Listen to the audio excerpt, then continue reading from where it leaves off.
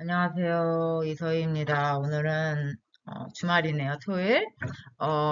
오늘은 성인 운동 능력에 대해서 좀 얘기해 볼까 해서 동영상을 찍는데요.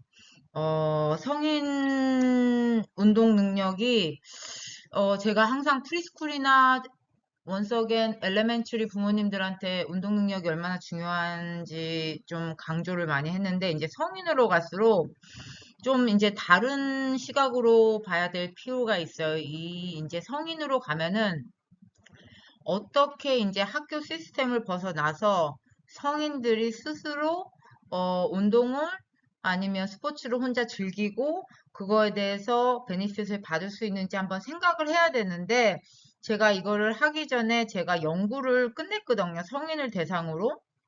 이 어떻게 운동이나 체육에 대해서 어떻게 생각하고 참여를 하고 있는지 저도 하면서 좀 놀라운 발견이 있는데요. 많은 성인 장애인들이 많은 참가자가 제 연구에 들어온 거는 아니지만 어, 상당히 외롭고 친구가 없고 그렇다고 나타났어요. 그렇기 때문에 운동을 하는데 운동을 하는 이유도 어, 굳이 어, 운동에 대한 직접적인 목적보다 하도 사람을 만날 그런 기회가 없고 그렇기 때문에 운동을 통해서 사람을 만나고 싶어서 운동을 한다고 하는 장애인 성인들을 제가 연구를 끝냈는데 이런 것을 한번 보면서 부모님들이 어떻게 서포트를 할 수 있는지 한번 생각을 해 봐줬으면 좋겠습니다. 그래서 성인기에 운동 능력이 중요하죠. 운동 능력이 중요한데, 운동 능력보다 이거 한 캐러고리가 있지만, 이제 성인으로 가면서 어떻게 하면 건강을 유지할 수 있고, 독립성을 향상할 수 있고, 일상 루틴을 형성할 수 있고, 자신감을 가질 수 있고, 그 다음에 운동은 다시 한번 말하겠지만, 저는 미국에 있지만, 하나의 삶의 일부인 것 같아요. 그리고 제 연구에서도 나타났는데, 그 성인 장애인 분들이, 운동을 통해서 많은 거를 직접적으로 경험하고, 배운다고 많이 얘기를 하거든요. 그래서 성인기 운동은, 운동 능력을 막 인텐시브하게 막 키운다, 뭐, 이런 걸 떠나서, 그거를 어떻게 루틴을 잡고, 앞으로 삶에 운동이나 이 신체 활동이 주기적으로, 들어와서 어떻게 스스로 독립적으로, 해 나갈 수 있을까에 좀 포커스를 맞춰야 되는데요. 이렇게 가만히 보면 한국도 그렇고, 미국도 그렇고, 우리는 성인이잖아요. 우리 스스로 선택을 하고, 운동도 마찬가지인데, 우리 장애가 있는 분들은 이렇게 스스로 선택할 수 있는 여건도 많이 되어 있지 않고 이더즈 매러 한국이든지 미국이든지 그리고 어디서 도움을 받고 그 다음에 이런 거에 대해서 잘 모르는 거 그 정보에 대한 접근이 많이 힘들죠. 그렇기 때문에 제가 이 인포메이션을 좀 주고 부모님들한테 좀 하라는 얘기가 필요성을 알고 그 다음에 그런 것을 직접적으로 못 찾으니까 그것을 도움을 주게끔 해달라 하면서 이 파워포인트를 만든 거예요. 그래서 성인기 운동 능력을 봐야 되는데, 뭐, 기본적으로 저는 선생이 하지만 지금 어덜트 애들을 가르치고 있지만 성인들을 그 포커스가 좀 변하는 것 같아요. 이런 초, 중, 고에서는 이걸 가르쳐야 된다를 포커스를 저는 맞췄거든요. 이 기술을 가르쳐야 되고 어떻게 하는데 성인들 가면은 좀 이것을 스스로 할 수 있는 거에 저는 포커스를 많이 맞추는 거. 어떻게 스스로 운동 프로그램을 할 수 있는지 제가 많이 맞추고 있는데, 뭐, 운동 능력에서 봐야 될 거는 비슷해요. 걷기, 어, 그 다음에 방향 전환, 앉았다 일어나기, 물건 들기, 운동 루틴 따라하기, 균형 잡기, 계단 오르기, 간단한 근력 운동.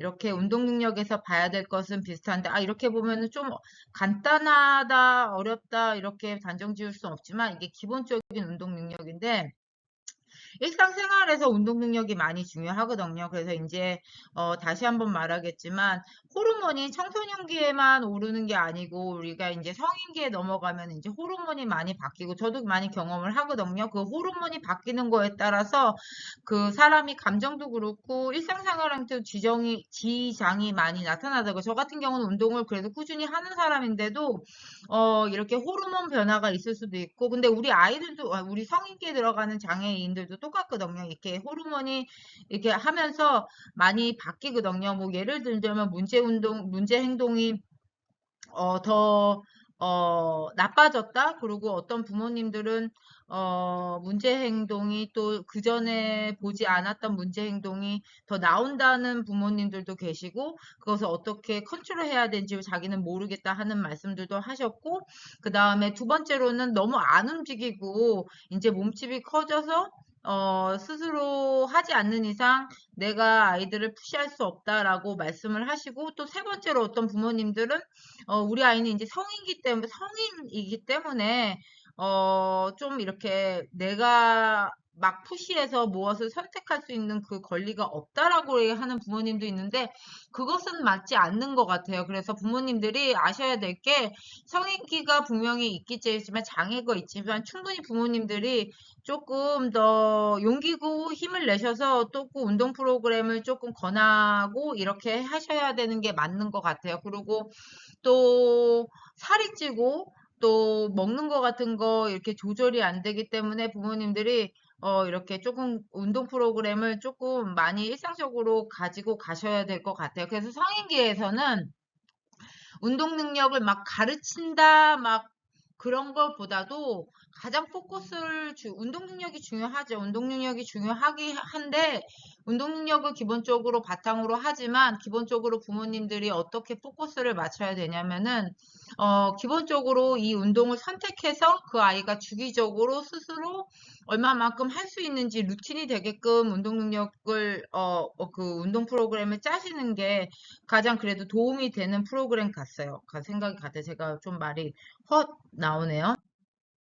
그래서 좀 평생 루틴 만들기. 그래서 제 연구에서 보면은, 뭐, 참가자가 한 6명, 7명 정도밖에 안 됐지만, 그래도 기본적으로 운동을 다 하고 있더라고요. 기본적으로 운동을 하고 있고, 어떤 성인분들은 짐에도 주기적으로 가고 있고, 스스로 버스를 타서, 또 주기적으로, 운동 짐에 가고 있고, 제가 가끔 이렇게 카메라에 이렇게 신경을 쓰는 이유가, 뒤에 침대가 나와서 이렇게 좀 그건 가려야 되는데, 조금, 이렇게 좀 똑바로 앉은 자세에서 좀 이렇게 찍을게요. 하여튼간, 주기적으로 스스로 버스를 타고 해서 짐에 가는 성인기도 있었고, 그 다음에 뭐 유튜브를 좀 주기적으로 봐서 요가 같은 거를 직접적으로 하는 학생들도 있었고, 그러는데, 그러니까 대체적으로 저도 리서치를 하면서 놀랬거든요. 대체적으로 못한다, 안 한다, 어떻게 해야 될지 모르겠다는 익스펙테이션을 갖고 리서치를 했는데 그래도 스스로 운동을 찾아서 하는 성인 연구자들이 있었고 또 제가 지금 뭐 어덜트 애들을 가르치지만 충분히 혼자서 짐에 가서 운동할 수 있는 능력이 되는데 하는 아이들은 한 명, 두 명, 한 명밖에 없더라고요. 한 명밖에. 그래서 그 아이가 어떻게 가냐 했더니 자기가 직접 걸어서 운동 가서 뭐 카디오 머신 하고 리프팅 하고 이렇게 한다고 얘기를 하더라고요. 근데 딴 아이들도 충분히 포텐셜이 있는데 어떻게 그 아이들을 이렇게 끌어내서 이끌어가지고 운동을 루틴 잡아서 할 수 있을까 많이 생각을 해보고 그러는데 운동 루틴을 만들어주는 게 가장 좋은 방법인 것 같아요. 그래서 너무 이렇게 인텐시브한 것보다도 그래도 꾸준한 거에서 목표를 두고 그 다음에 체계적으로 뭐 걷기, 근력 운동, 스트레칭, 그 다음에 좋아하는 활동을 선택할 수 있는 거를 많이 하는 것 같아요. 저 같은 경우는 성인 아이들이 충분히, 대부분 자폐가 있죠. 거의 다 자폐고 있는데 그 아이들한테 조금 이렇게 선택권을 많이 주고 질문을 진짜 많이 하거든요. 뭐 이것은 무엇이고 이것은 무엇이고 뭐 누구랑 같이 파트너 하고 싶냐, 그리고 운동할 때 기분이 어떠냐, 그 다음에 뭐 스트레칭은 어떻게 하냐, 뭐 이렇게 하거든요. 저는 스트레칭 같은 걸 할 때도 뭐 여러 가지를 가르쳐 주는 것보다도 그 기본적인 것을 좀 계속 반복적으로 운동을 좀 가르쳐 주는 것 같아요. 그러면 아이들이 이걸 반복적으로 하면은 나중에 뭐 한 6개월, 1년 가면 그게 루틴이 되니까 내가 직접 시범을 안 보여도 그 루틴을 할 수 있더라고요. 그리고 웨이트 같은 거, 리프팅 같은 거 하는데도 좀 안정성 때문에 리프팅 같은 거 헤비 웨이트에 포커스를 두기보다도 머신이 있으니까 뭐 한 세 가지, 네 가지, 저는 로테이션해서 운동 엑서사이즈 프로그램을 만드는데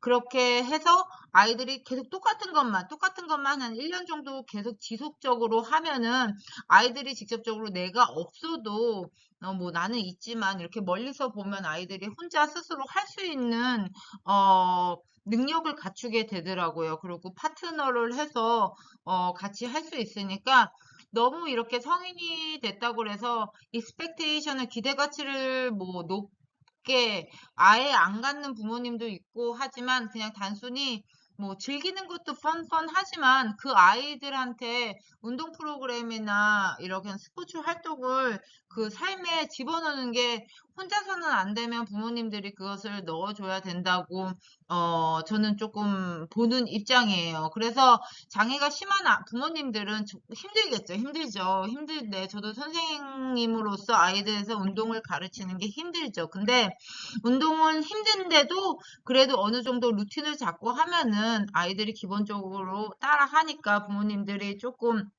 그것을 조금 생각을 하셨으면 좋겠어요. 제가 파워포인트를 만들었을 때 뭐 월수금 걷기, 그 다음에 화목 근력 운동, 뭐 토요일날 균형, 그 다음에 매일 스트레칭 이렇게 넣었는데 이것은 또 애들마다 케이스 바이 케이스잖아요. 근데 제가 이 루틴을 항상 강조하는 사람인데 루틴을 만들어서 부모님들이 하시면은 분명히 아이들 거예요. 한 3개월, 6개월 하면은 아이들이 충분히 따라하니까 너무 많은 것을 원하는 게 아니거든요. 걷기를 하는데 한 40분 정도, 월요일, 수요일, 금요일은 무조건 걷기, 그 다음에 똑같은 시간에 근력 운동 하는 것도 기본적으로 미국이니까 저 같은 경우 부모님들한테 월막 같은 데 가서 기본적으로 뭐 5파운드나 이런 걸 해가지고 기본적으로 막 3 or 4 different exercise만 가르쳐도 되는 거고, 그 다음에 스트레칭 같은 것도 너무 많은 것을 한꺼번에 다 익스플로어 해가지고 아이들이 못 따라 하는 것보다도 좀 기본적인 거 세 가지에서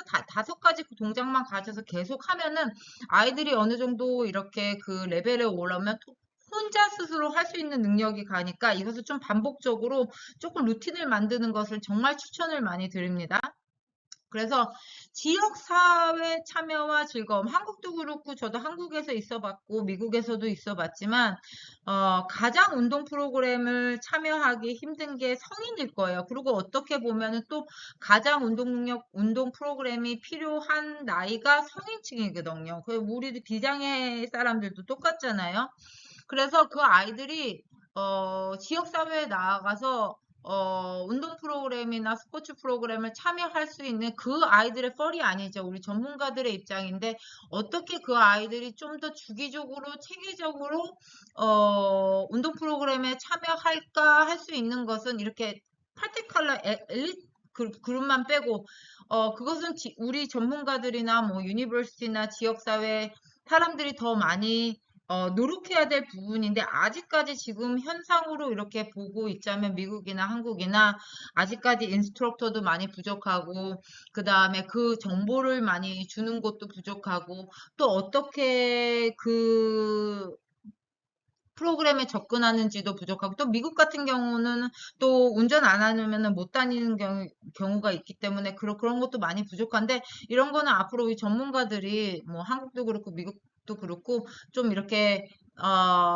노력을 해야 될 것 같아요. 그래서 한국 같은 경우도 그렇고 미국 같은 거 성인 쪽 어떻게 그 사람들을 좀 이렇게 파티클러 좀 일부만 아니고 이렇게 좀 좀 많은 성인 장애인들이 지역사회 운동 프로그램이나 스포츠 활동을 참여할 수 있을까를 조금 생각해 봐야 될 것 같아요. 그래서 부모님들은 너무 걱정을 하시지만, 운동이나 스포츠 프로그램을, 일상에 집어넣어야 된다는 거를 조금, 음, 중요성 인지를 하시고, 제가 어떤 거를 할 수 있냐를 한번 뽑아봤거든요. 공원 걷기 같은 경우 하는데 그것을 아이들이 이제 학교도 안 가잖아요. 뭐 미국 같은 경우는 이제 어 어덜 프로그램을 많이 가지만 분명히 끝나는 시간 1시간, 1시 뭐 이렇게밖에 안 된다고요. 그래서 어느 정도 이렇게 뒤에 공원 같은 경우를 그래도 1시간 스스로 걸을 수 있고, 수영 같은 경우는 좋아하는 아이들도 있고 안 좋아하는 아이들도 있기 때문에, 또 성인 아이들의 직접적으로 들어가는 나이 에이지를 떠나서 뭐 수영을 안 하고 싫어하는데 막 푸시를 할 수 있다, 하라 이러게는 말을 못 하겠지만, 그래도 수영 같은 경우도 할 수 있고, 그 다음에 저 같은 경우는 저는 미국에서 보는데,